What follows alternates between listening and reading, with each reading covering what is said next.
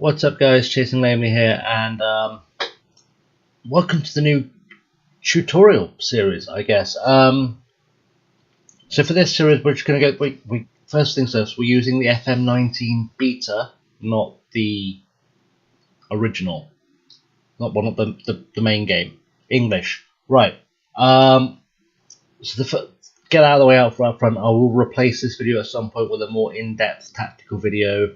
When the full game comes out, we will have a bit more of an idea of how the mechanics of the game works and give you more specific tips on how to get the most out of your side. So for now, we're going to do a tactical video where I'm just going to talk you through how each individual thing works, how to build a tactic, because that's quite important. So let's look at where we're at. We're using Swindon for this because it auto-selected because I wasn't paying attention. Also, I'm a Swindon fan, so it makes sense. We'll go through, because you don't need to see that. We'll go through the tactical induction. First of all, the way the game wants you to do it, which is, you can read all this on your own time. I'm sure you know how that works. You've done reading. Let's go into tactics. So, when you go to build your tactical style, think about the level that you're at. And where you are within that league. So if you look at these tactical styles, first thing you need to know really is which league are we in. So we're in League 2, and if you look at the season preview, we're predicted to finish sort of mid-table. So we want to plan like we're a mid-table team at that level. We've all got, I hope, some idea of what League 2 football looks like, and look at what we've got some idea of what these players are and are not capable of. So if I go into reports, this is the standard report, not the screen I usually use for streaming. This is the standard report screen that we've got. Look at the team, organise it by ability. You want your best players at the top. I'll take a look at overall what sort of players you have here. So you can see we've got advanced playmakers, so you've got creative players here are the top 2 players. We've got a wing back as one of our top players. We have just a classic centre back in there. We have a sweeper keeper, we have a ball playing defender, we have a box to box midfielder. So already we're being told we've got creative players, we've got some quite athletic players, we've got players who like to play a little bit out of the ordinary. Both our keepers are sweeper keepers, including child killer Luke McCormick. I hate him, I can't leave him at my club. Ignore that. We've got Matty Taylor, who's playing as a defensive winger these days. These are our, look at the 3.5 star and above players. So you're thinking, like, how do I make that work?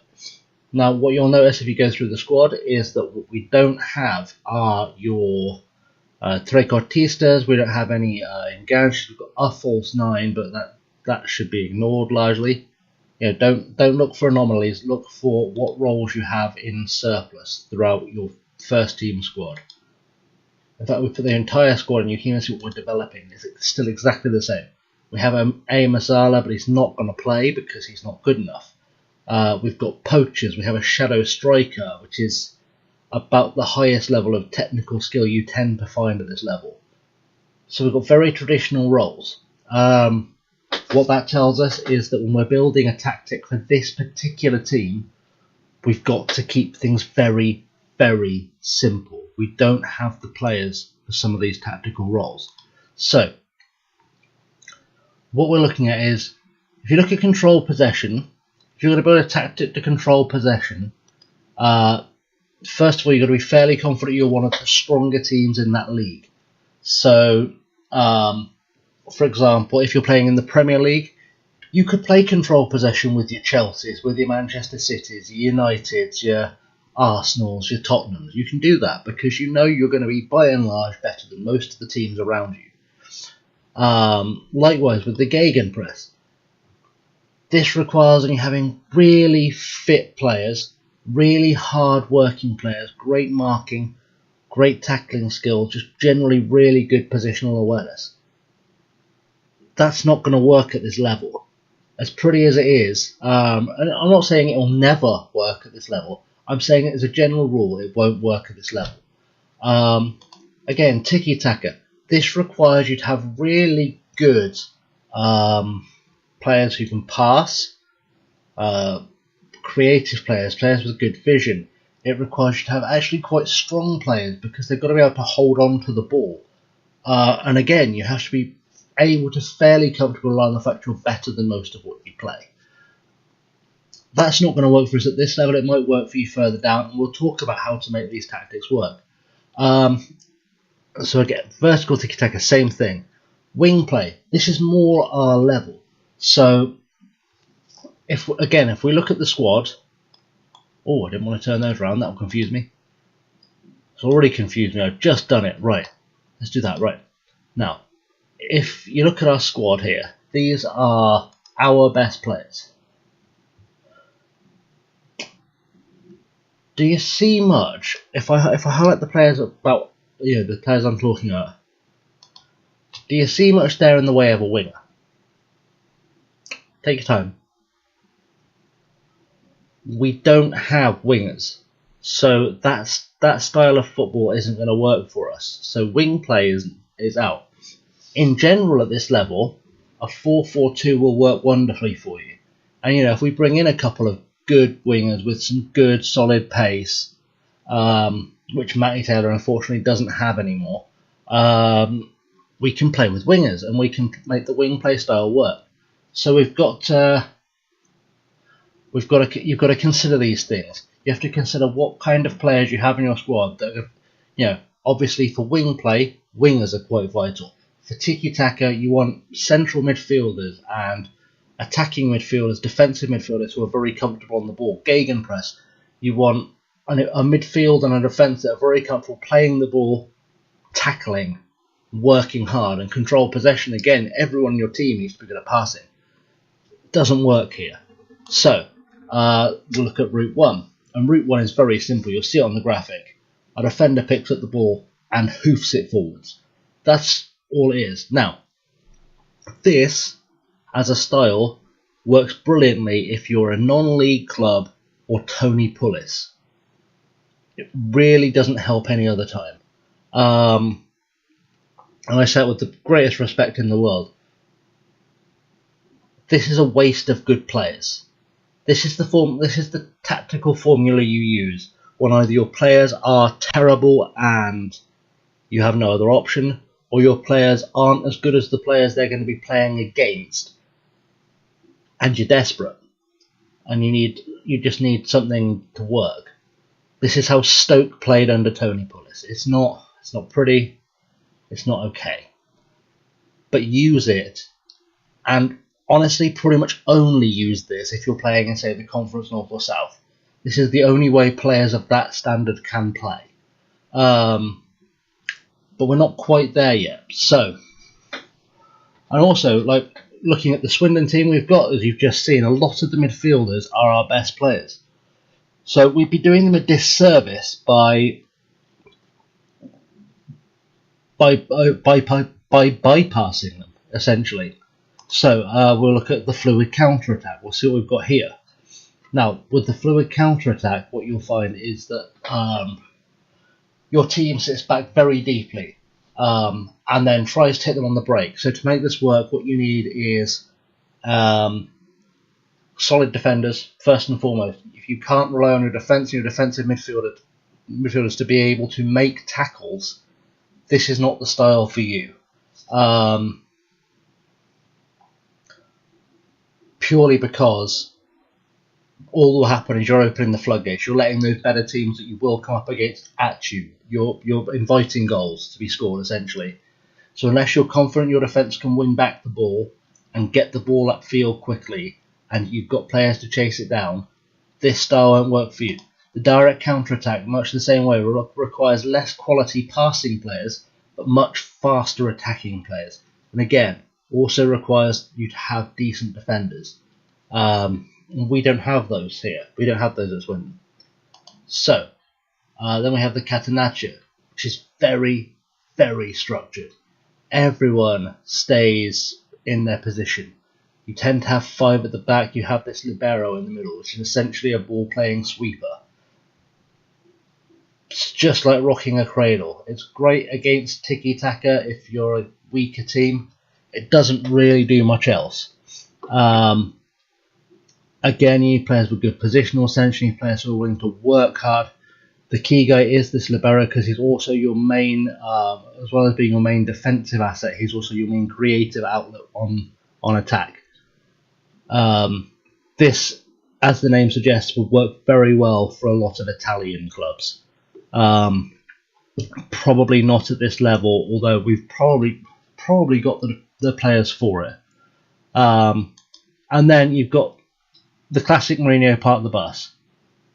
You stick 10 guys on the edge of the box and you just wait to tackle and hoof. Tackle and hoof and tackle and hoof.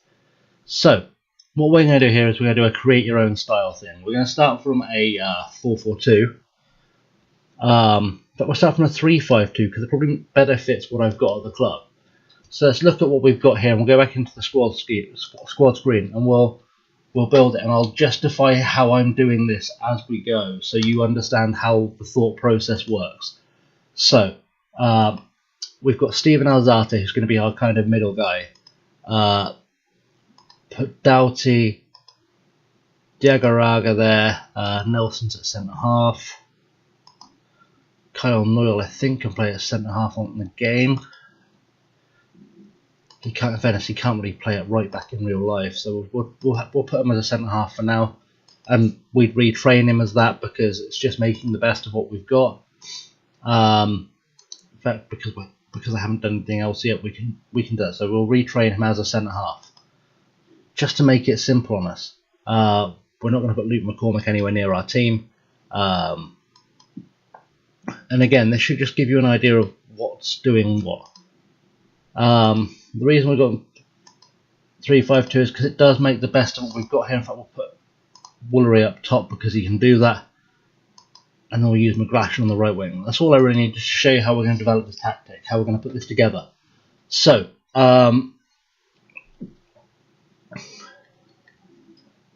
just so it doesn't look stupidly weak, let's put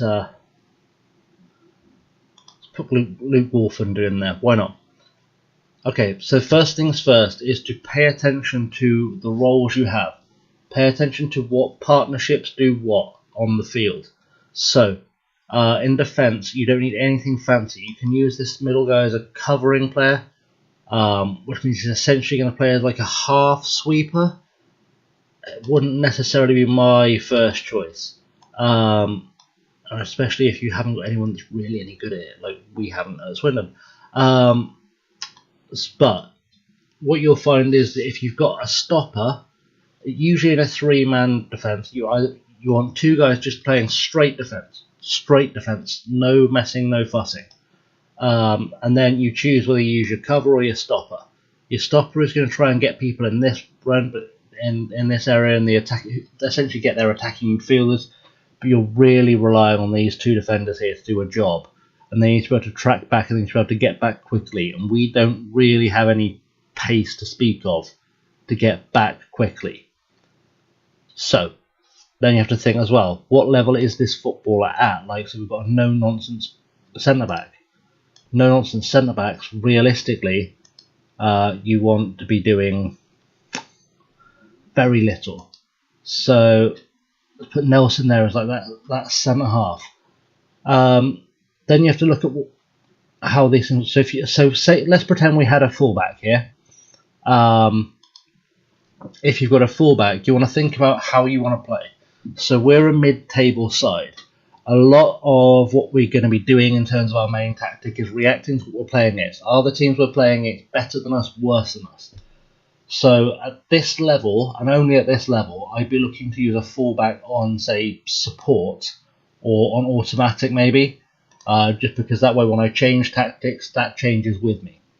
We're not though, so this is a hypothetical, guys. And what you want to do then, if you've got if you have a fullback on support, what you want to do is have a winger a fullback on support or an automatic, you want to have a winger in front of them on support. Likewise, if your fullback is set to defend, you want your winger on support so he tracks back and gives him that cover. If your defender is on support because you're looking to play a more attacking style of play, you want your wide guy on the same side to be attacking, so that the support guy can cover this space here behind him, whilst he's up here. You've got your fullback pushing up behind him, making things easier on you. Always think about how roles pair together. These roles will work fairly well together because he, in theory, is acting like a defensive midfielder, or should we so choose, we can have him set to cover and then he's effectively acting as a sweeper. So while these two guys deal with the two main strikers that you usually face against, he's there ready to sweep up at the back. Likewise with a goalkeeper, sometimes you're better off having a sweeper keeper. At this level, I wouldn't put it anywhere beyond defend. So he's just going to clear up behind Nelson. So if you've got Nelson, if say we have Nelson playing as a stopper, effectively Vigouroux is there just mopping up balls from behind them. So that's a key thing to think about. How do these roles go together? So the key pairings you'll find on the field, and for those of you who are not new, you'll know this from the lines on last year's game that explained it perfectly. Centre-backs are always partnered together. Wide players are always partnered together. So your winger and your left back, your left winger and your left back, your right winger and your right back will always work as a tandem pairing. Your strikers, your centre mid, always work together as a group.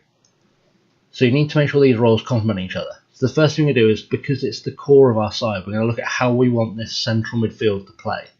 So Alzate, we know, is better here. We've already discovered Diagoraga is better there. But what you'll notice is that you'll see these sort of darker squares here. That means there's no cover here. We're already playing 3 at the back. We're already slightly weak. So what we want to do is find someone who can maybe defend slightly deeper, and it might be it's Diagoraga. It is. Don't be too concerned about filling up these circles. They don't have to be all green. Some of the best players that I've ever had have been able to perform the role I put them in, and they've had a circle that's red here. It's all about who does what job. I try, generally speaking, especially at this level, at the lower league level, I'll always have one central midfielder set just to defend. He's the cover. Even if I've got a defensive midfielder here, usually a guy I put here will be used as a playmaker. A guy I put here will be the first line of defence. Alongside him, you've got Doughty, who's the box-to-box guy, and that's good. So your box-to-box guy, for those who are new, literally goes box-to-box. There is a smaller version which is called the Carriero, who doesn't quite go as far. He sort of goes between here and here. He doesn't quite make it between the two boxes. He just goes there to there. And that's generally a good role to have. A lot of people like to rely on a ball-winning midfielder to, as the name suggests, be their ball-winning midfielder. A ball-winning midfielder doesn't defend, and a lot of people don't understand this. A ball-winning midfielder is there to hassle and harry other midfielders. He's there to make a nuisance of himself. He's there to press. He's there to push. He's there to force them back into their own half. Your ball-winning midfielder is there to force mistakes. He's not there to make tackles necessarily. Whereas your central midfielder on defend is there to make tackles. That's what he does. If you're playing against a much stronger team and you're worried about how strong they are in midfield, then by all means use a defensive midfielder as well as a central midfielder on a defend duty. If you put them on defence, say a standard defensive midfielder on defend, he will defend. That's all he does. He sits between the defence and the midfield and he defends. The deep lying playmaker is more of your Pirlo role. He will fire the ball forward from deep. He's kind of your mortar, I suppose. in military terms, he'd be your mortar. You keep him behind the main line. You just fire over the top and hope he gets something through. Again, your ball-winning midfielder in this spot, in defensive midfield, just closes players down and hassles them and pressures them. And that's what he does. It's not ideal if you're trying to defend against it. He's just there if you're worried about getting overrun in midfield, if you're worried about your players in midfield not necessarily being able to win the ball or to buy time for defenders to get back. He's great as kind of a countermeasure to a counter-attacking style. Your anchorman sits in front of the defence. Most of like I'm telling you the stuff that's written underneath, down here. That's not my intention. I'm trying to explain how to best use these roles in a tactic. So, your anchorman literally sits in front of the defence. He intercepts things. He wins the ball. He's absolutely no nonsense. He's just there to win the ball back and move it on to someone who can build an attack. That's all he does. Your halfback, you get a lot of them at this level. Like, you get a lot of players who are decent at this level. I tend to think a halfback needs to be a very solid all-round player. Like, if I have a player, and we've all had a few players on our time who can play central defence, defensive midfielder, and midfielder, that would be the guy I'd be looking to use as a halfback, ideally. And he'd have to be at least good enough to play in that role in your team, like each of those individual positions in your team, regardless. Like, you can't just put anyone in there, because he does fill all three roles. He'll play as your sweeper, he'll play as your defensive midfielder, and sometimes he pushes up into midfield and helps to build attacks. And you want him to be very versatile and very capable. For that reason, I know there is a few people out there who will say use a halfback at this level. For my money, don't use a halfback anywhere below sort of championship level, maybe top end League One level, because you just won't have the players to make the most effective use of it. And I see a lot of people complaining. They were complaining last year that halfback doesn't work. I've used it, I've tested it, I've made it work. Halfback works if you've got the right player. I can count the number of players I can think of in the Premier League right now that could play halfback properly on one hand, probably. There are not many of them out there. Your regista, regista's an interesting role, because they do the playmaking aspect of the game, but they will roam quite a lot. Not as much as the roaming playmaking. We'll come to that in a second. Essentially, at this level, a regista is dangerous. None of the players have got the mental skills to be able to make sure they're positioned correctly and they're going to track back into that. Essentially, if you play a regista at this level, it's going to make you defensively very weak. The regista is literally the Pirlo role. That's literally what Andrea Pirlo used to do. He would sit in front of the defence, he would wait for the ball to kind of fall loose and fall to him, and then he would be the guy who would use that to start building the counterattacks. When they had the ball, he'd be the guy leading the pressure. When they won the ball back, he'd be the guy looking to create stuff. That's what a regista does. Your roaming playmaker, either in this position or in central midfield, does exactly what you expect a roaming playmaker to do. He'll pop up all over the field and try and create things. For this role, you need a player who's very creative, very smart, great. He has great stamina and great. I tend to find great speed as an advantage here, and also the ability to tackle, and so much more. He's able to shoot from range. He's able to do all kinds of crazy stuff. Like, the roaming playmakers are probably the best players on the game. The guys who can do it well. Aside from your Messis and your Ronaldos, anyone who can play a roaming playmaker, either in defensive midfield or central midfield, it's a real keeper. So you might remember from my my Vanuatu save last year, I was talking about how I have a tactic I use when I'm developing players, where they will always play as a roaming playmaker. I'll use it for like the under-18s team, for example. where I'll have both central midfielders playing as a roaming playmaker, because it requires you to be good at so many things. It develops players really fast.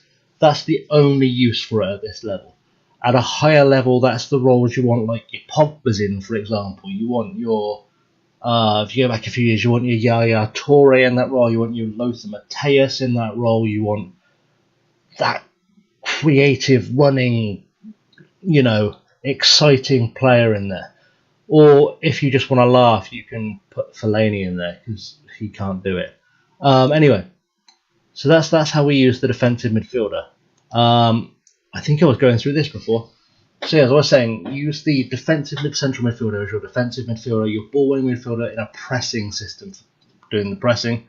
Box to box, back and forth. Carriero back and forth. Your Mazzala is an interesting role, because as a Mazzala, what you'll find is they'll run in the midfield and they'll do a little bit of box to box, but not a lot. But what they will do is they'll drift out wide. So if you've got a couple of players in here, say you're using two attacking midfielders behind a striker, you've got a wingless formation. They're the guys who'll drift out and make the wing space. So if we were playing a 4-3-2-1, they would essentially be your wingers, but they won't go. They won't go to the byline. They'll just drift out wide, get an early cross in, move back, and be there to solidify the defence. That's what they do quite well. Again, not ideal at lower levels, because players don't have the pace, don't have the positioning, don't have the mental stats for it. But they do have. You do occasionally find that one lad that can do it. He's dangerous at this level. So if you can find a decent Mazzala in the Conference North, by all means use him. Just remember to have a defensive midfielder, like central midfielder, next to him. Otherwise, you're going to concede goals. But that guy will create you many goals in a season. We've already gone through roaming playmaker. Your advanced playmaker. So your advanced playmaker will tend to pick up the ball from wherever it is on the field. You occasionally find the perfect PPM, which is like the preferred move to find one, is sort of comes deep to get ball. If you can get an advanced playmaker who can come back here to get the ball and is willing to run forward with it, it's got the pace, got the stamina, got the strength to make his way through a team, he can be deadly. But he's the guy who's going to play an intricate 1-2. He's going to look for the striker making the run. He's going to look for the winger with loads of space. He's your really creative guy. Your deep-lying playmaker is the same, except he'll very rarely try and, your deep-lying playmaker is going to try and create things from around here. That's where your deep-lying playmaker is going to operate. He's going to try and create things here, whereas your advanced playmaker is trying to create things in the final third. So your defensive playmaker doesn't mind, a deep-lying playmaker doesn't mind playing a ball out to a fullback, for example, to build an attack. Your advanced playmaker is looking for wingers to make things happen. He's looking for strikers to make things happen. He's looking for attacking midfielder to make things happen. That's the difference between the two roles. The deep-lying playmaker is better when you feel like you're the underdog in a game, because you've automatically got a player sat in your half of the field anyway, so he's there in case things go bad. If you feel confident, use an advanced playmaker. They're the guys who'll make stuff happen for you. I think that covers central midfield roles fairly well. I think I've covered them all. Okay, let's look at wingers. So wingers, you've got obviously your classic winger, the guy who's going to bomb down the wing, he's going to get a crossover, he might occasionally cut inside, depending how you got them set up. So a winger on support like we've got Matty Taylor is here, he's going to come down to the byline, he's going to get his cross over the top, he'll do that quite happily, you don't have to worry about that. What you won't see is necessarily him cutting inside to attack the ball. So if McGlashan here was bringing the ball up to the byline, on a support role, Taylor's not really going to look to get inside the box. Like, he might hover around the edge of the box here. He's not going to look to attack the ball and make himself that third striker. If you put him on attack, he will make himself that third striker. He'll run at the defence a lot more rather than looking for a cross. He's going to try and get inside the box for you. How you use it depends on the player you've got. If you've got a player who is not necessarily the trickiest player, doesn't have the flair for it, doesn't have the stamina for it, the speed for it, the balance for it. Use a support winger. Use him on a supporting role, especially if he's got a decent crossing stats. If he doesn't have decent crossing stats, he shouldn't be in your team. That's the most important thing. But if he does, use him as a support, let him whip the ball over, let the strikers do their job. If he can finish, if he can take guys on, if he's got flair, set him free, let him attack. Your wide midfielder is essentially, it's a winger with better passing skills than pace. So if you've got a winger that can't run, like Matty Taylor here, like if you look at his stats, Matty Taylor's pace is gone. His pace is gone. It's been gone for a long time. I don't want him as a winger because he can't really run at anyone. So you look at him. You look at the wide midfield point of view of him, and you look at things like, can he pass? Yes, he can. Is he fairly creative? He is. Is he determined? He is. Does he concentrate on a game? He does. His first touch is good, which means he's not going to lose you the ball very often. His technique is good. He works hard. Those are qualities I personally would look for in a wide midfielder. So what a wide midfielder will do is they will work their way up in tandem. So they might just cut in slightly off the line, and they'll play somewhere between a winger and a central midfielder. So say Taylor will go down here looking to play 1-2s with Doughty or through with Alzate, and then find his way through just by making little 1-2s, little short passes until he finds his way into a position to cross the ball. This is the role for players who don't have the pace to be wingers but have the technical skills to be wingers. It's a very subtle difference. If you're going to use them to defend, they won't get forward as far. If you use them to support, they'll come forward when they're needed. When you're on the ball, they'll come back further when you're off the ball. If you tell them to attack, they will try and drive their way forward as fast as they can. Those are the differences between the roles. The defensive winger is essentially a really attacking wing-back. They're gonna do the same thing that a ball-winning midfielder does. They're trying to press and harry the fullbacks of the opposing side to force them to make a mistake. They want to win the ball as far up the field as they can. If they can pick someone's pocket, they're going to try and get to the byline as fast as possible and put in a cross. That's all you need to know about a defensive winger. If you put them on defend, they don't look to get forward as much. If you put them on support, they'll try and get forward. Your wide playmaker, again, is a role you don't want to be using when you are playing lower league football. That's for certain. Your wide playmaker needs to have really good creative skills. They need to be fairly quick. They need to be willing to work hard. They need really good first touch. They need to be good passers of the ball, good crosses, just generally good distributors of a ball. A word to the wise, if you're using a wide playmaker or any of the playmaker roles on the team, whether it's roaming, whether it's deep lying, attack, advanced playmaker, wide playmaker, whatever form of playmaker you might be using, you only need to have one in the team. If you put more than one player with playmaker in their sort of positional name on the field, you'll just confuse everyone. Your playmaker is the guy in charge of creating opportunities. It can be wide, it can be central. It doesn't matter which it is. Have one. Otherwise, you're just making a mess for yourself because you don't know where your opportunities are coming.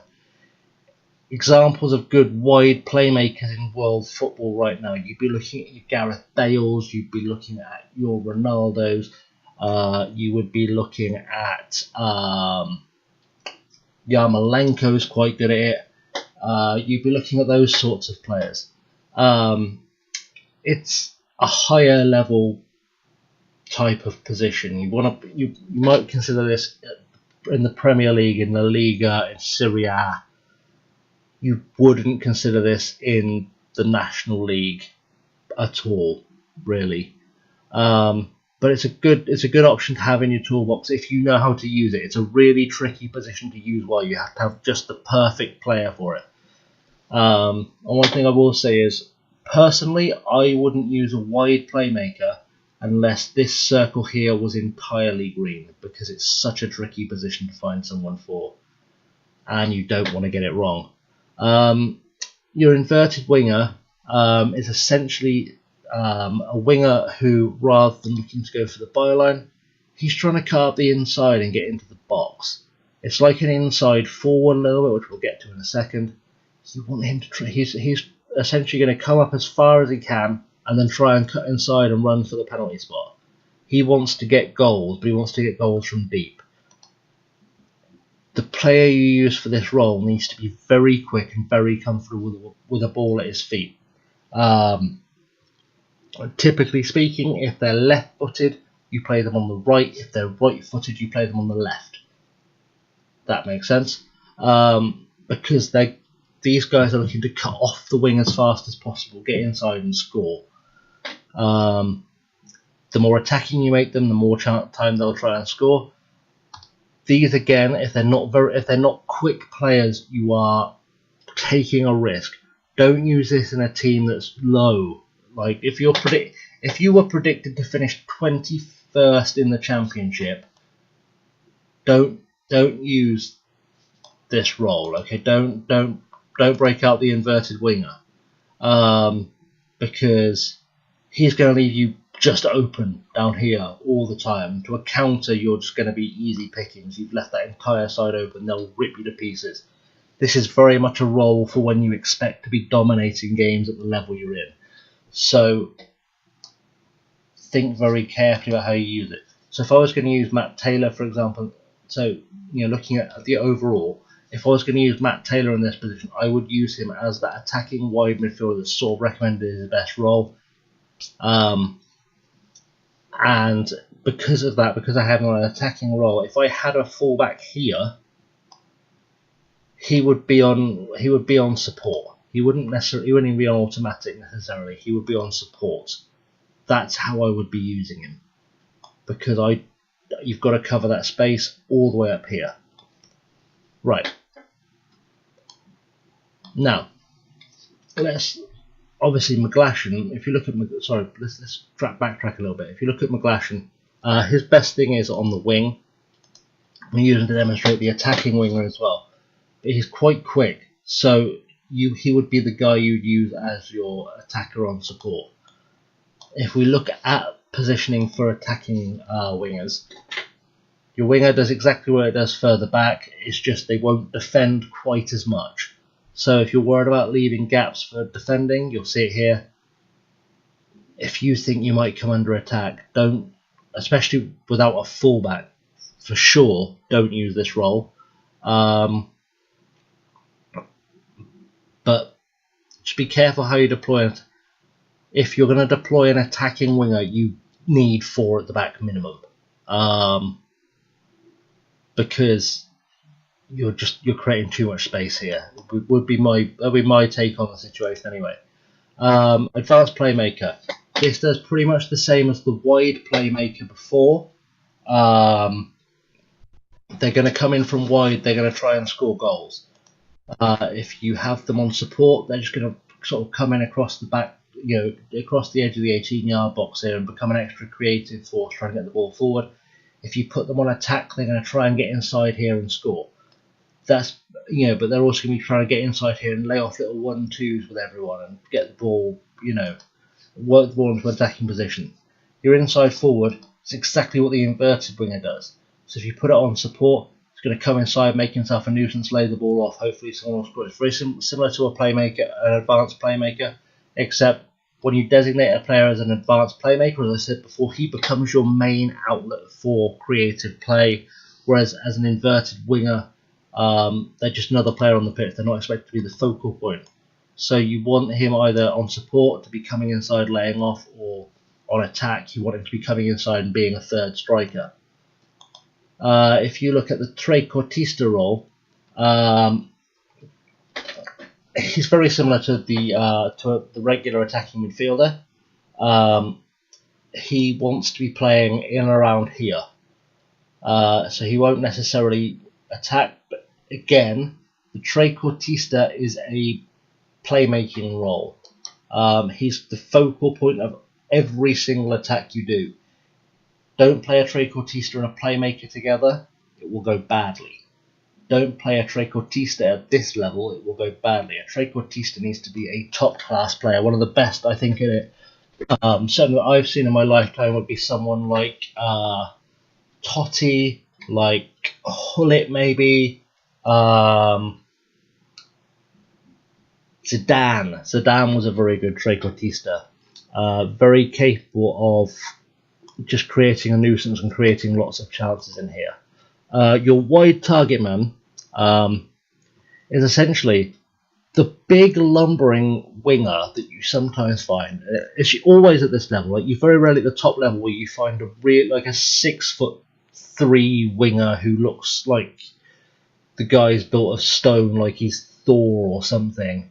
But you occasionally at the lower levels you'll find this huge winger who's like 6 foot something, and his entire purpose is that the goalkeeper will hoof a ball out to him and he'll try and create something very quickly.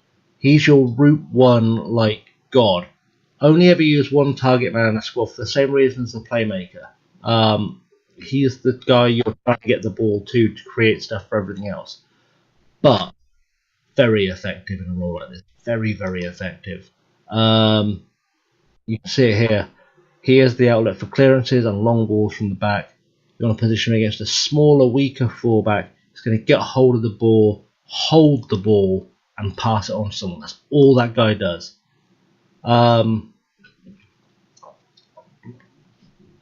You'll tend to find that's a role that doesn't work at the highest levels of the game, because defenders tend to be smarter at that level.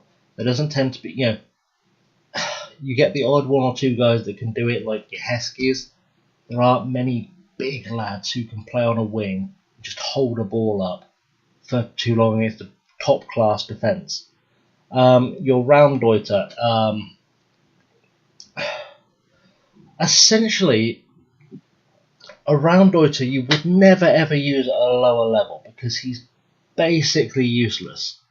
Like, the Raumdeuter is such a passenger at lower levels because essentially what you're saying is that I want you to kind of hang around here for a bit, and then if you see an opportunity to attack, get in there. But his dream role is just to kind of hang out here, play off the odd pass, bide his time, kind of get forgotten about, and then suddenly pop up and score. Suddenly pop up. He's that kind of that Gaza player, but on a wing. The guy who will go missing for 89 minutes and pop up and do something brilliant at exactly the right moment. You don't have that luxury at lower league level. You might have that, if you've got 10 fantastic players and that one guy that can play Raumdeuter really well. And I seem to remember playing Liverpool save last year that Ben Woodburn was really good at this for some reason. He'd be there, he'd contribute, he'd pass, he wouldn't really move a lot, he'd just hang around and get forgotten, and then spring up in here with a goal. It was very strange. So that's the winger roles. If you're looking at the attacking midfield, right, your attacking midfielder does everything you expect an attacking midfielder to do. He's going to be very good technically, very good mentally. This is your Lampard. This is your guy who's going to be in there. He's going to try and create chances. He's going to try and get goals for himself. He won't necessarily be in the box very often, but he's the guy who's going to arrive last in the box whilst the ball's out here being faffed around with. If a cross comes in, he's the guy who's going to arrive in late between your strikers and try and get you a goal. Obviously, support, he tries to score less and sort of sits behind the strikers. If you put him on attack, he's trying to get in there and score. Your advanced playmaker is exactly the same here as it is deeper down. Literally just tries to create chances very quickly. Your trequartista, again, a playmaker who will not defend. You will never see your trequartista. If you live to be 1,000, you'll never see your trequartista here. He won't do it. Your trequartista literally comes back inside his own half for goal kicks. That's all all you'll ever see him drop back for. He's hanging around this half of the field looking to create chances and make a nuisance of himself. The one drawback to trequartistas on FM that I've found quite often is that they can go missing when you're playing against a stronger side. So like if I was playing as, say, West Ham, I'd never use a trequartista against Man City, for example. It wouldn't work. It's for elite teams. The trequartista is a position of an elite team to be filled by an elite player. They have to be an absolute creative master, and they have to be the guy you can absolutely rely on to create something when they get the ball, because they're contributing nothing else the rest of the time. Your Enganche is, again, a playmaker. He's a creative player. That's the entire one of those players you use as your entire focus of the team. He will never move. I mean, you know, obviously he'll move. He's not a statue, but he's going to be in and around the square you see here, the square you put him in. He will pretty much do that. If you're expecting to get more than about 5 miles of running out of him in any given game, and the average is about 13, you're going to be really disappointed, is essentially the answer. You'll be very disappointed by that. His role there essentially is, if Doughty here, say, played a ball into him, he's going to turn and pass it to Wally Anderson. He's going to turn and pass it to them immediately, and that's his game. That's all he does. Defensively contributes nothing. He's just there to link play, just there to pick up the ball from whoever puts the ball into him and link play. That's all he's ever going to do. Not ideal at any level except the highest level. The trequartista and the Enganche do not even touch them until at least the Premier League. Don't touch them. Your shadow striker. Your shadow striker is one of the best positions in football. I say this from a position of bias. In my younger, thinner days, this was the position I used to play. I used to play as a shadow striker. And what we do as our trade is we hang around on the edge of the box. We will occasionally get involved in the link-up play.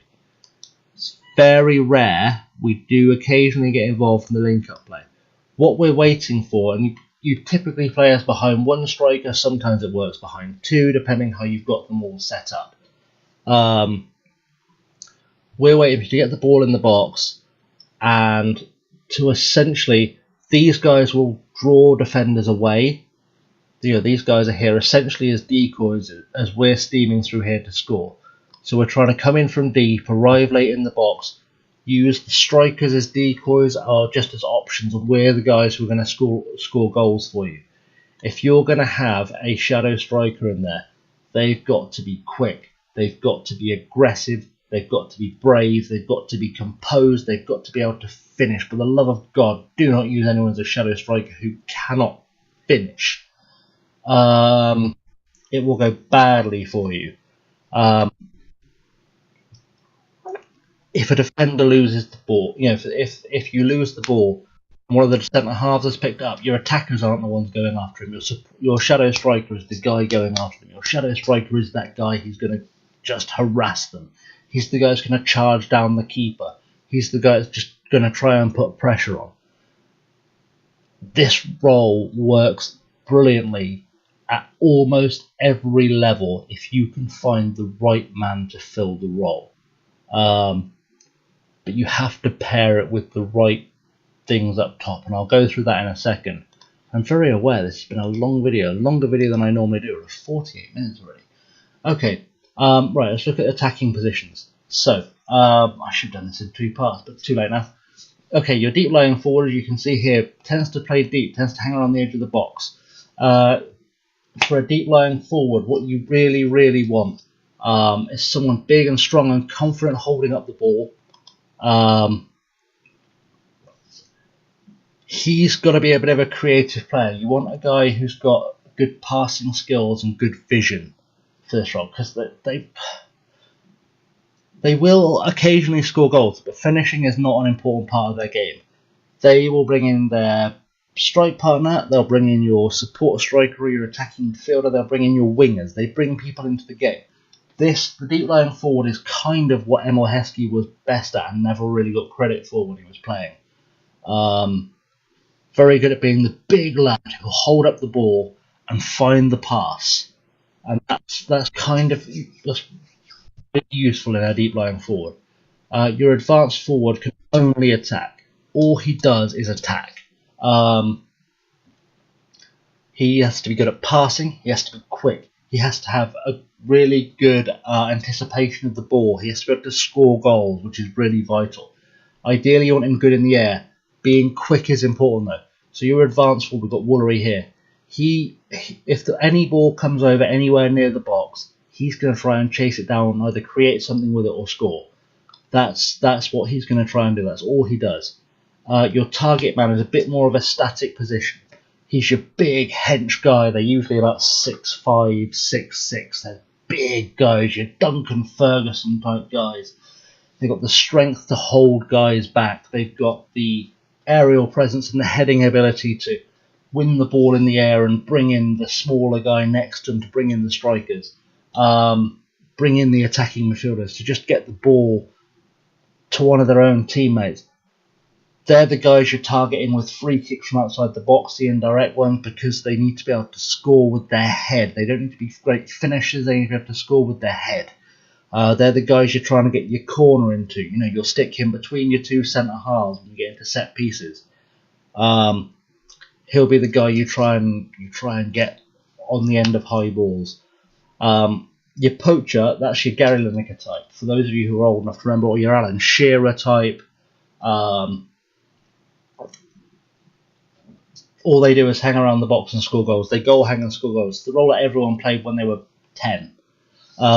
This is the role everyone plays on the playground. You'll get 19 people playing poacher. You hang around the box, you wait for a ball to come in, you put it away. That's all you do. For the poacher, you need to be just a great finisher. Good pace and acceleration helps a lot. Good strength can help a little bit.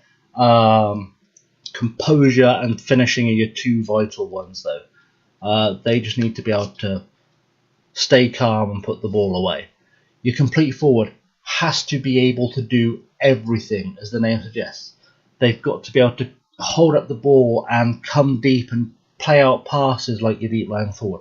They've got to be able to just score goals, purely score goals and attack and get in there fast and finish like a poacher. They've got to be tall and strong and powerful like a target man. They've got to be able to fill all three of these roles at once and change these roles and either be there to respond to creativity from the guys around them or be there to create for the guys running around them, or sometimes both things at once. It's a very complicated role. It's why you very rarely find a complete forward. Because there's so few players who can do this really well. There was a guy we had on the Liverpool save last year whose name escapes me. The lad at Toronto. Oh, it's gone now. You'll know the guy I mean. The Italian lad plays up top for Toronto. Giovinco. Very good complete forward. Can do everything. That's the kind of guy you want up top. This will never ever work at a lower league level. You've got no chance of making this work at a lower league level. There isn't. As far as I've been playing FM for a long time, I do not remember ever seeing a complete forward playing below the Premier League, maybe below the top end of the Championship if one's got relegated. Because I think Danny Ings can play it and he ends up there quite a lot. It's a rare position. If you've got one, use it wisely. He's really good as your one guy up front with a guy behind like a support striker, like an attacking midfielder. He's good as your one guy up top. You're pressing forward. As the description says, becoming really important in modern football. He's the guy who he used to be called an offensive forward on the game. In terms of attacking, he's just looking to play out passes and bring people into play. He'll very rarely try and score goals himself, which means that on attacks he's kind of a passenger, but not, because he's constantly playing with his back to goal, thinking about who's coming at him from where and where he can lay off the ball and make a chance. When you don't have the ball, again, he's going to be the guy that gets in there and pushes a bit like the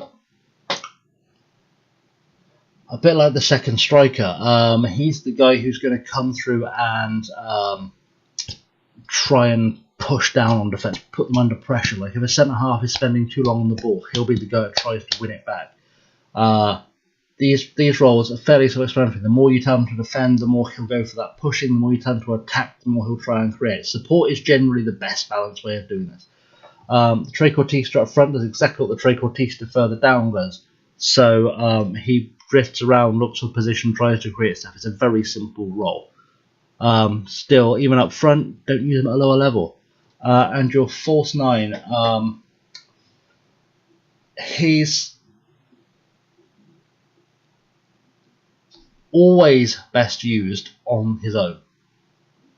There was a game-breaking thing on the match engine a few years ago where if you played 3 false 9s together, it would break the game and you'd score about 20 goals every time. I'm pretty sure it must have been eliminated by now. I've not tried it in about 4 FMs. Anyway, feel free to play with that if you're struggling. Your false 9 isn't a striker, but he is a striker. So he very much, when you see a team line up, you would have, you'd have your guys back here. Let's move Anderson back like we're going to have. So let's say this is our midfield.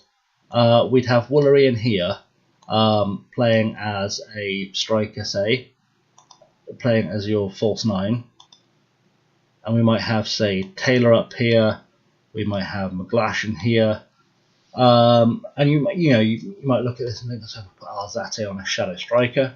And so what you might find is that, for all intents and purposes, Woolery is the striker, right? That's logical. He's the guy furthest forward. Of course, he's the striker.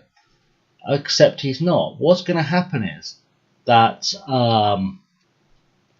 as we build an attack here. And you'll tend to find if you're playing with a false 9, you want to build the attack down the wings rather than through the middle. Little bit of a tip for you. Down the wings rather than through the middle. Because what this guy's going to do is the further the ball goes forward and the more threatening this cross looks here, he suddenly starts drifting back. And he'll start drifting back towards the halfway line. And what he's trying to do is take the central defenders with him. Because if you ever find yourself in the fortunate position of playing alongside a false 9, what you'll discover very quickly is that the defenders suddenly realise what he's doing about here, just as they leave the 18-yard box, by which point your winger's already at the byline putting a cross in, and your attacking midfielder is there to put it away. So it's kind of the halfway house between having a striker and having a strikerless formation. For all intents and purposes, if your lone striker is a false 9, you are strikerless. This tends to be what Messi was doing for Spain. Was doing for Barcelona when they were really on top of their game. Costa's done it for Spain. Just being, the guy who will drop back in here, the guy who will drop back and make that space for the support striker or the attacking fielder to come through the middle. Or if Taylor's the one making the cross, you might find McGlashan would be the guy joining inside the box to be on the end of it. He's a decoy, and really good players are very capable of this. You want guys with good vision, you want guys with good anticipation, guys who are good at concentrating. They need to be quick, they need to be able to dribble, they need to be able to pass. They have good ball control skills, good first touch, and really good passing ability. Because when they do get the, because if they do drift back and they get brought into play, they're either going to try and run from deep to score, which means they might have to beat a defender, or they're going to try and pass it off to one of the guys they were trying to make space to. They get caught out, but they get possession. They need to be good at creating. So that's what each role does, and let's try and put this back to where it was, so I can give you the guidance as to how you're gonna put all this knowledge I've given you together. So As I said before, if you're going to play with two central midfielders, at the most basic level, I would recommend having your ball-winning midfielder on support and your central midfielder on defence together. So this guy is causing all the drama in the middle. This guy is doing the actual defending. He's pressing, he's defending. This will work for most conference teams. Most lower league teams is a central midfield partnership that should keep you perfectly covered. If you're playing as a better team, or someone looking, say, for the Champions League, someone looking to just dominate games, what you might want to find yourself doing is, I tend to keep that defensive midfielder on all times. What you might want to do is partner him with the box-to-box guy, who is going to roam a bit more, try and create more chances. If you don't feel super confident, say you're top 6 but you're not top 4, then use the Carriero version, because he's not going to go as far and leave you quite as exposed. Sometimes, for example, and let's do a quick rearrange here, you might have 3 in midfield, and you would want your defensive midfielder, central midfielder in here very much to keep things on control, but then you might put the Masala on the wings to be, essentially your half wingers. These are all kind of options you have available to you.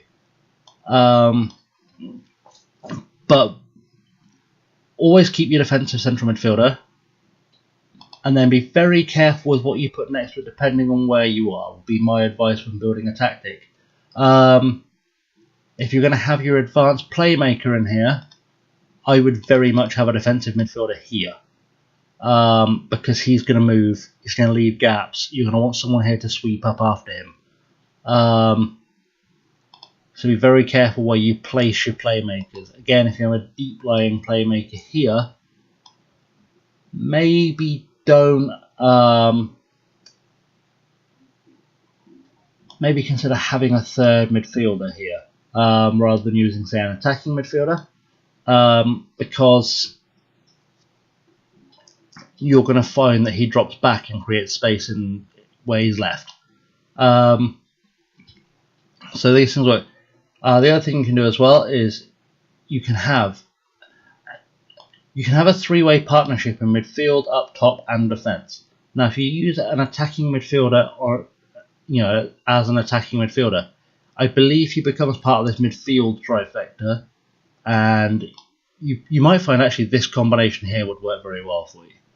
If you have him as a defensive midfielder, you've got to be looking at, okay, how does this role complement the 2 in front of him? So I've got a box-to-box, and I've got a defensive central midfielder.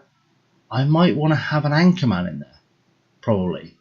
Or if I'm playing at a decent level, I might want to have a halfback in there. I might want to have an old-fashioned bog-standard defensive midfielder in there, just someone to be ready for mistakes to be made. Alternatively, what you'll find up top is that I might want to say, so you've got the classic combinations of strikers, okay? So you have a target man and a poacher. They tend to work well together. Generally speaking, in the modern game, you use a pressing forward and a poacher maybe. You might use a pressing forward and an advanced forward together. So he's doing the covering, he's doing the chasing of balls. Sometimes you find that deep lying forward and attacking forward work together. So you've got one guy, again, to do the running, and one guy to do more of the pressing, more of the defensive work, more of the creative build-up work, trying to find spaces for him. Like I said, use a false 9 on its own, primarily. A complete forward on their own, primarily, because they're going to do both these roles. Now, if I was going to have an advanced forward and a deep-lying forward in the same team, I've got to think, this guy here is looking to pick up any balls here and score. This guy here is looking to create chances. So, if I'm playing against a stronger team, I would probably put him on as a shadow striker in this role, so that I've still effectively got 2 guys attacking. It's just this guy happens to be the creative one. What I might want to do is have him as an attacking midfielder, just so I've given more support in here. So that I've got 2 guys trying to create chances, 2 guys trying, I've got a guy trying to score from distance, a guy trying to score a bit closer up. I might want to use your advanced playmaker in there, so that Again, you've got those two creative choices. You've got a guy who can put the ball in, the guy who can hold it up. You've got a guy who's holding it up, to, looking for the guy that can create space. I wouldn't use a trequartista with a false 9. I'd never use a trequartista with a false 9 ever. It's counterintuitive because you've got a guy dropping back to a guy who's not really moving quite so much, who's still looking for space. And even if he does go into this space here, he's looking to create, not score. You've essentially, for want of a better term, you've cut your own balls off because you've got no attack there now. I wouldn't use an enganche with a false 9. I might use one with an advance forward.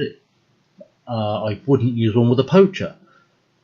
These are essentially, once you know what each role does, you have to kind of apply your common sense and go, what is he doing? What is he not doing? And then you look for the role that does what the other guy isn't doing. Doing my hands there doesn't help. So if he's doing all the attacking running here, what he's not doing is much of the creative play. He's not doing much of the build-up play. He's not holding up the ball. So you need a guy next to him who's doing that. And then say if I've got... So I could have an advance forward and a poacher, right? Now, the poacher is just hanging around looking to score goals. The advance forward, yes, he does bits of creating, but he's not looking to create anything for the poacher. Those two guys together don't work. But what you can do is have your trequartista there, or your playmaker there, and suddenly what you've got is a really interesting thing, because if it's just going to be a straight shot at goal, things are looking pretty clear, you've got your poacher there to score it. If it's going to be a case of maybe he's got to work a little bit for it, you've got an advance forward there. You just have to look at how these roles combine. I already went through how the defence goes together. I think I've covered pretty much everything you need to know for a tactic. Obviously, as with all things Football Manager, have a play, have a think. But that's the most important things about team roles is right there.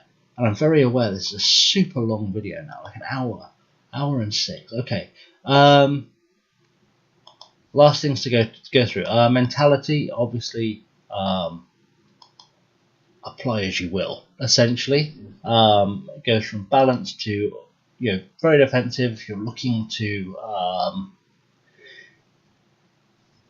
if you're playing as Bognor Regis Town against Manchester City, go very defensive. You just want to reduce space, slow them down, keep the ball, waste time, everything it says there.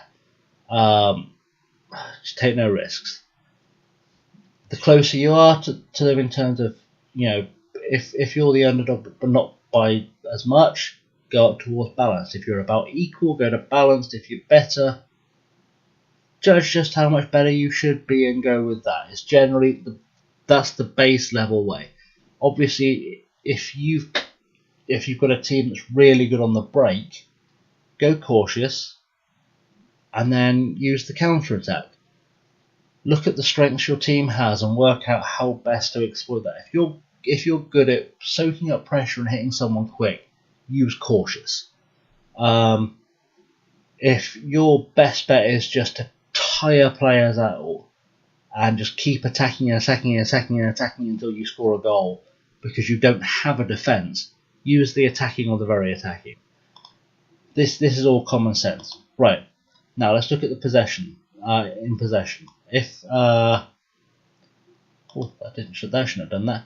Okay, so if you are lacking for good wingers, say, all your best players are in midfield, and you just need to get the ball forward as fast as possible. Use the extremely narrow. Channel all your resources at going at their defence and hoping you can pull something off.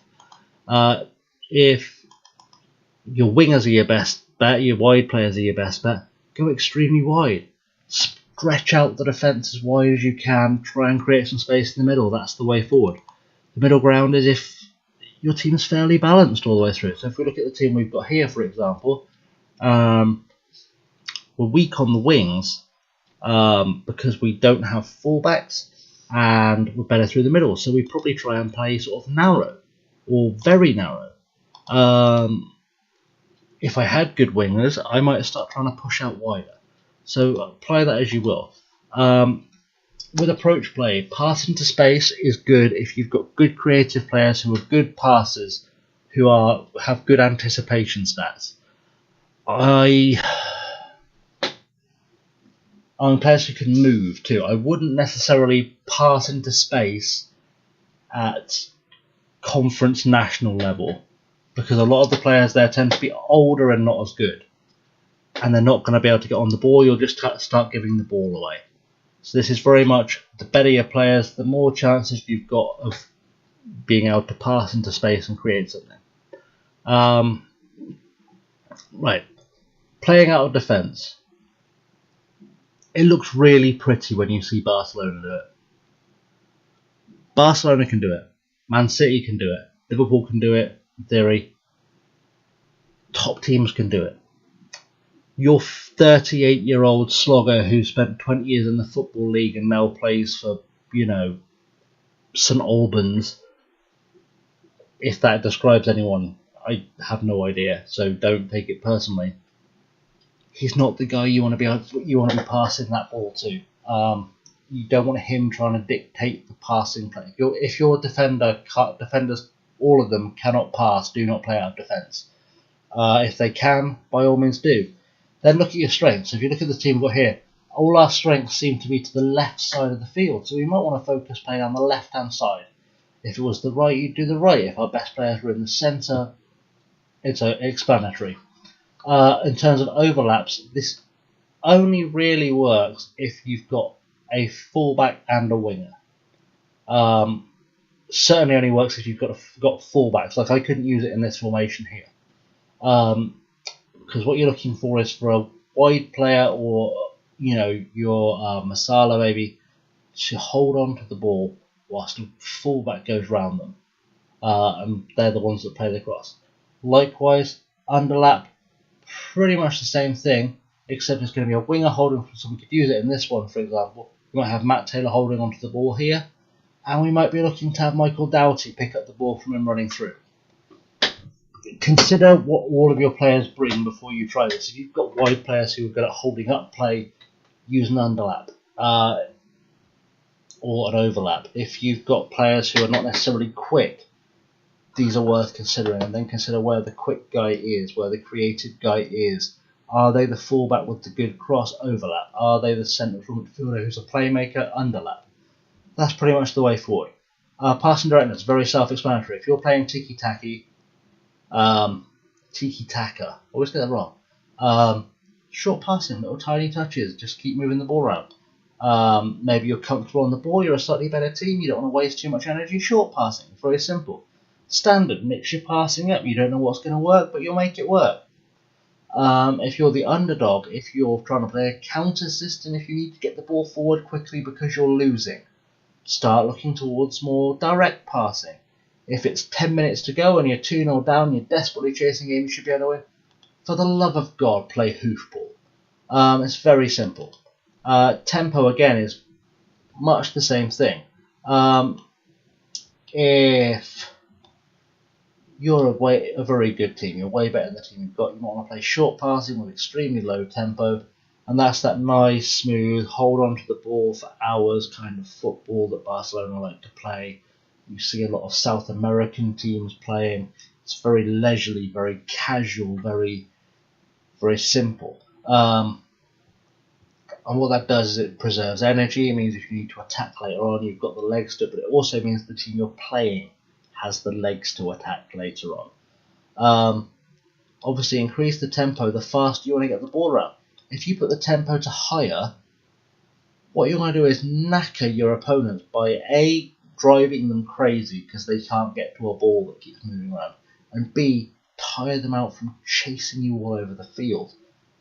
This is particularly effective. Like, you'll notice that the AI isn't very good at resting players between games.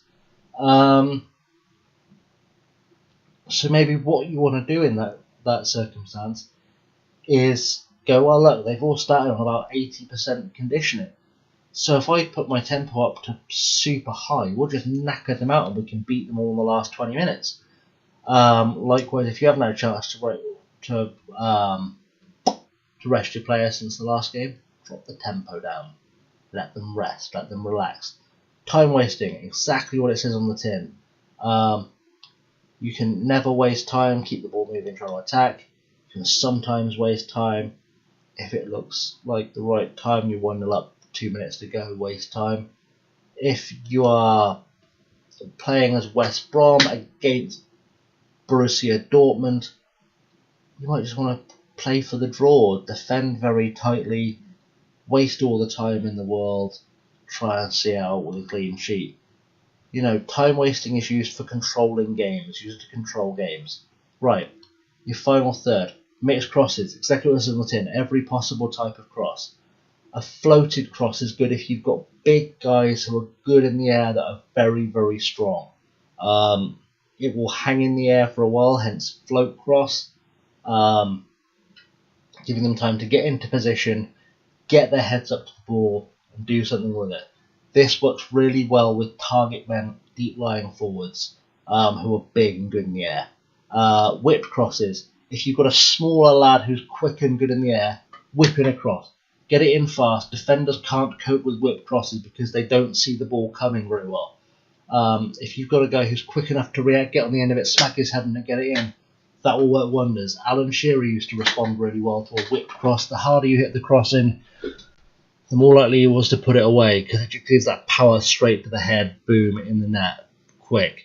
Low crosses. If you've got no strikers who are tall or good in the air or both, skim it low and hard across the ground. Low and hard across the ground, play the feet.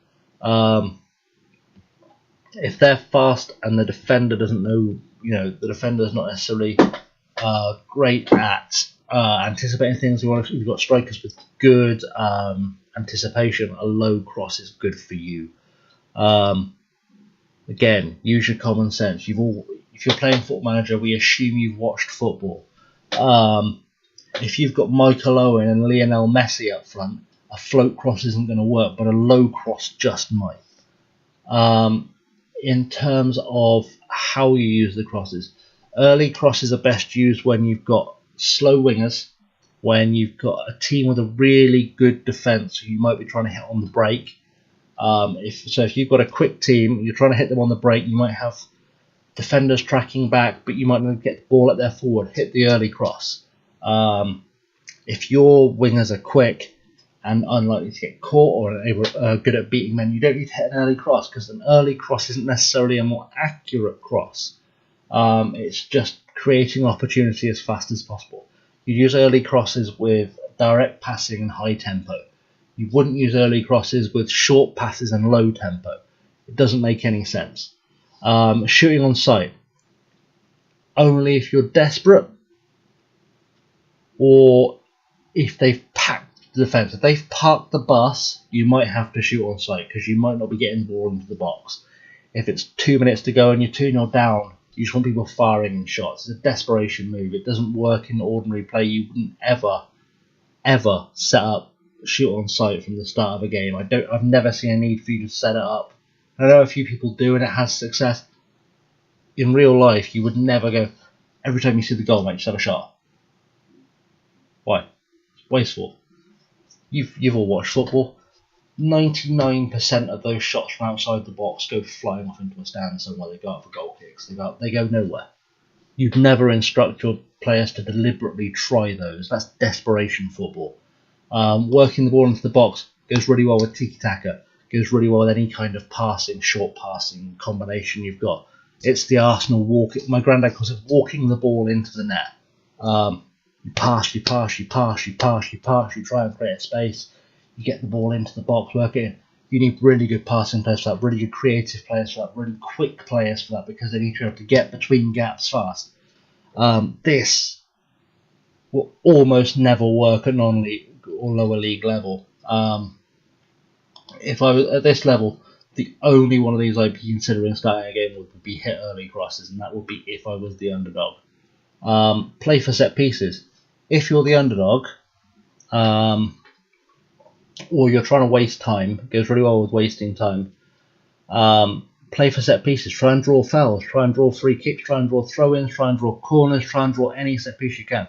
Because if you've been doing well with the training, and I'll go through training at some point, and you've got players who are good with set pieces, a team full of players who are good set piece takers, that's where you're going to get your cheeky goals from. You might get your cheap wins from. So play for set pieces.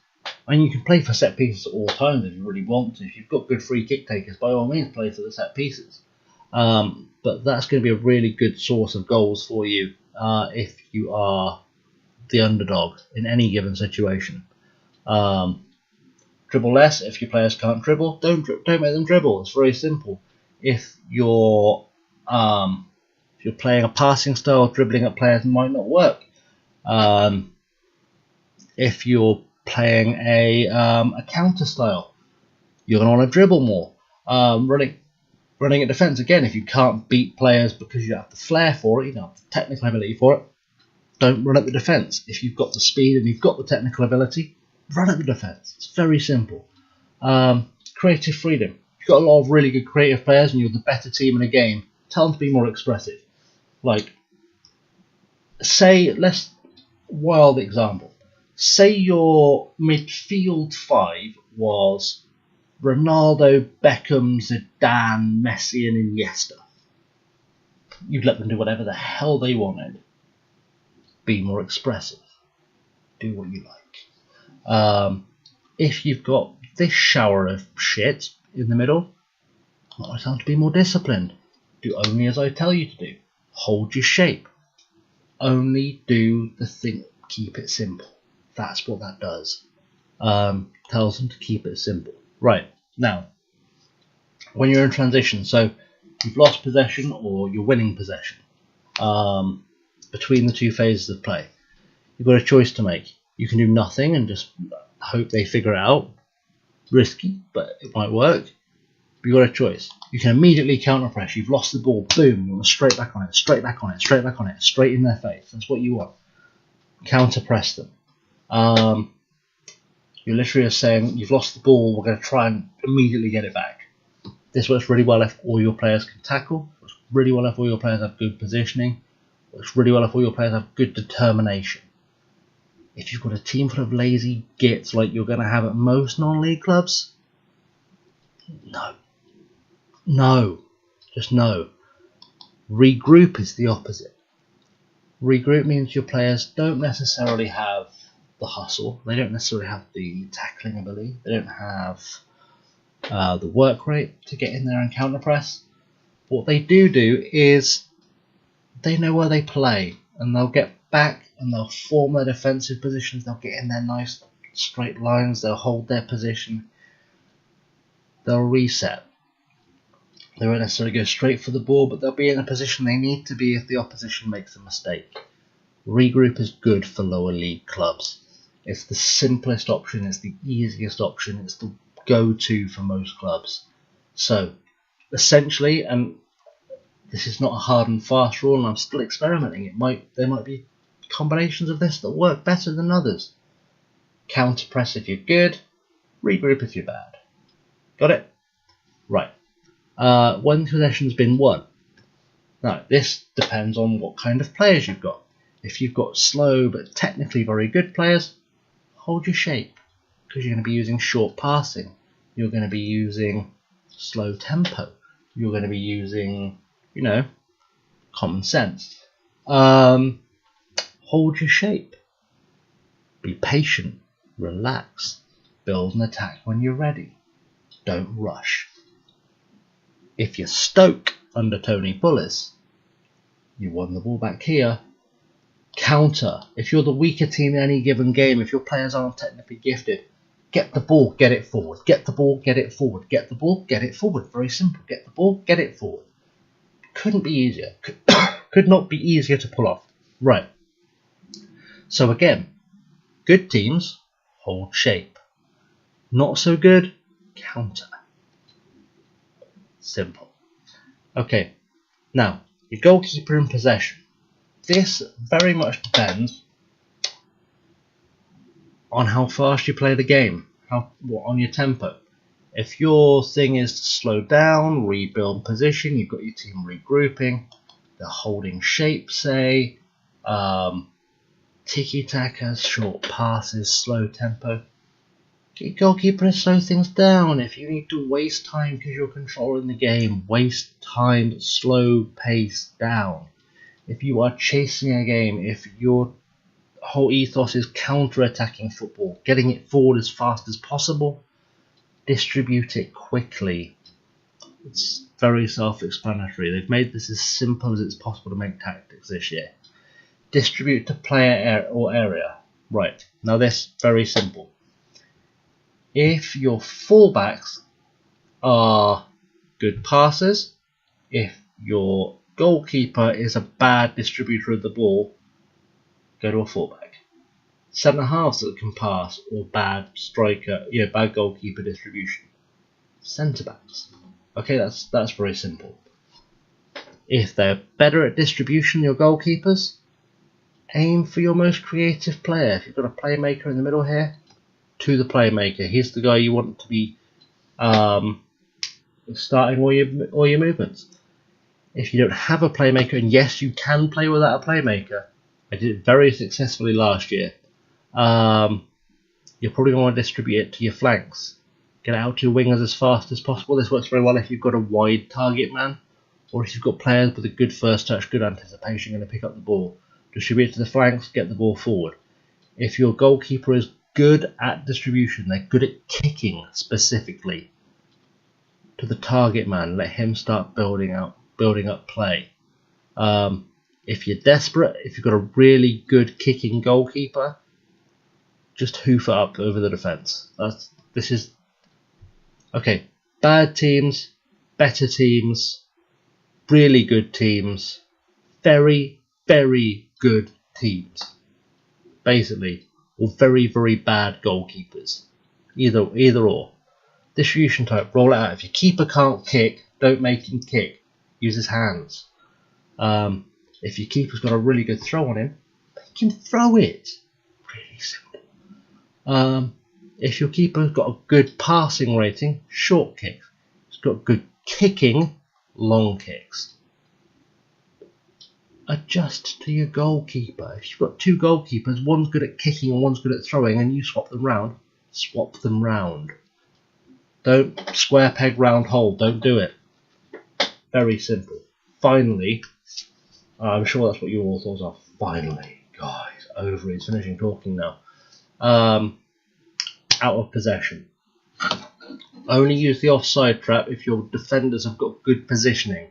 If they're quick. Otherwise, what you'll find is you're just letting people through. It's very simple. The better your defenders you are, the more likely you are to use the offside trap. Use a 50-50 rule.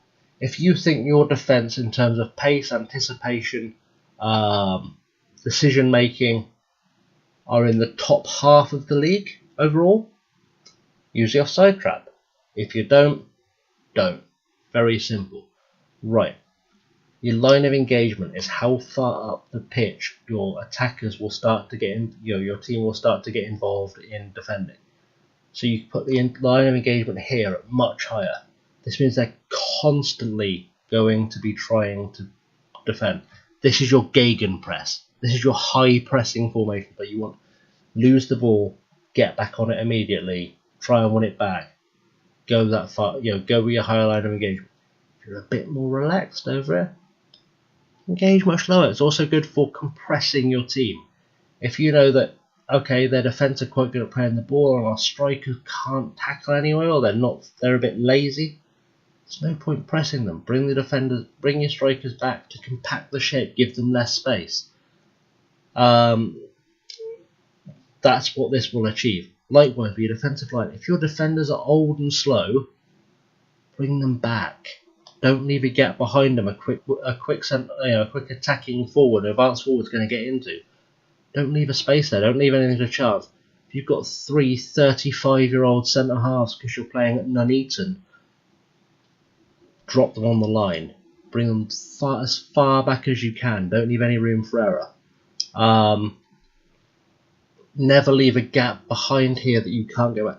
If your 3 defenders are all 19 with pace and acceleration of 18, by all means, have your defensive line in their box. Don't mess around.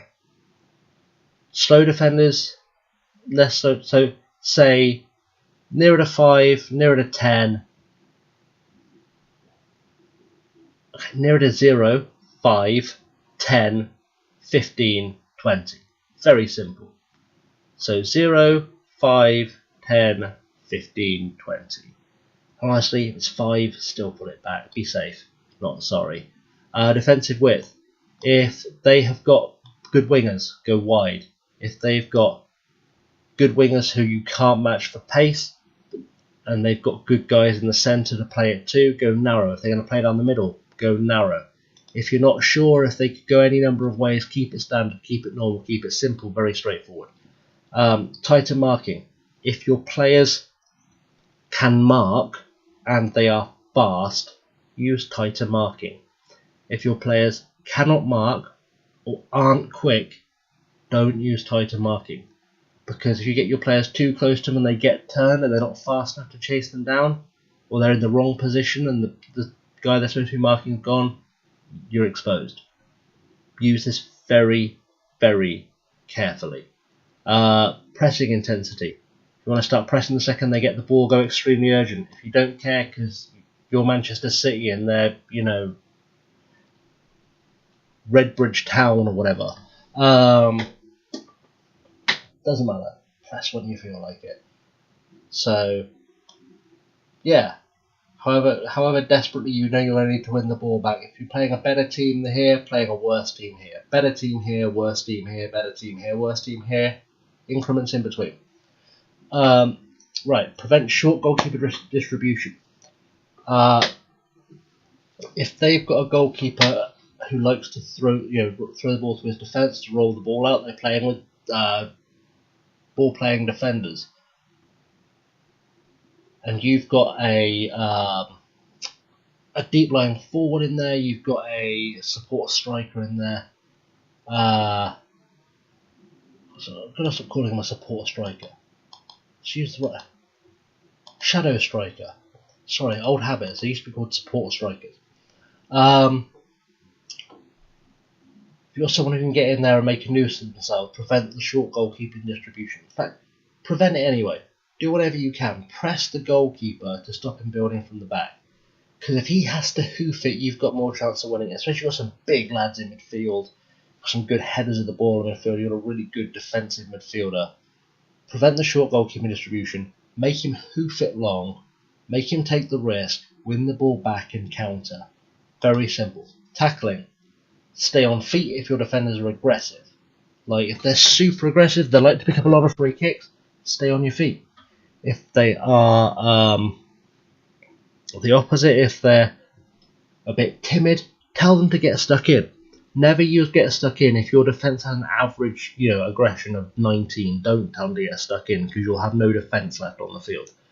Likewise, if your defence's aggression is at average of 5, don't tell them to stay on their feet.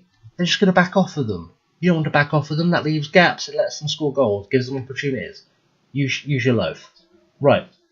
I think I've largely covered the main bulk of tactics now, which is good because I've literally made a movie at this point. We're an hour and a half in. We'll do set pieces in a separate video because I can go quite in depth with set pieces, and same with opposition instructions and same with all this kind of stuff. So that'll be the next video, I guess. Yeah. So I hope you've learned something. I apologise for making this epic, feature-length video. I wasn't intending to do that at all. I thought it'd be a really nice 20-minute video to get it through. We've gone into so much tactical depth with FM19 this year that I felt like I had to go in depth and explain what every role does and give you a proper idiot's guide, because not that I assume anyone watching the show is an idiot or you chose to watch this channel, you're clearly a genius. But because I know a lot of new players, they're going to go on YouTube and they're going to look for tactical tips, they're going to look for things being explained, and they're going to look for the pull apart bits, and I think maybe some of the older players who didn't necessarily know what to do with some of the roles might have learned a thing or two as well, hopefully. So I want to go as in depth as possible and help you start understanding how roles work together, understanding what each little tweak and knob and things does. So that's been my explanation. If you've enjoyed this video and you've made it all the way through, please hit a like and a subscribe maybe, because I've sat here and recorded this in 1.5 hours straight.